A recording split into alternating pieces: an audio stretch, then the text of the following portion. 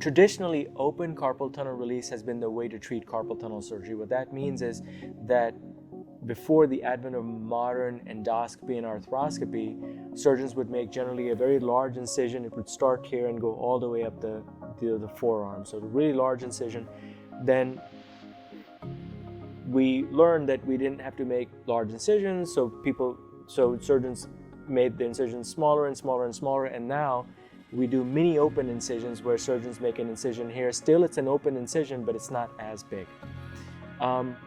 With the advent of modern endoscopy, we now do it endoscopically, which means a little incision right here.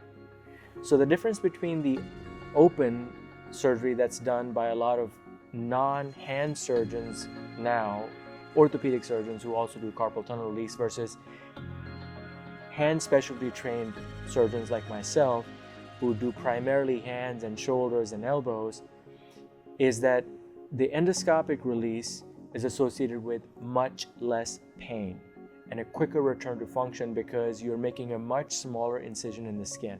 It's the same thing with shoulder surgery, for example, doing a traditional big open incision versus small little incisions for shoulder surgery, for example. So typically when endoscopic releases, I let patients return to work within a few days.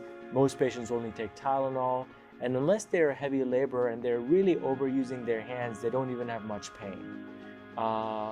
So again, the difference between endoscopic versus open, now studies have shown that the outcomes are similar with endoscopic versus open at 6 to 12 months, but the return to work might be a little bit quicker with endoscopic surgery, and also the pain is going to be much less.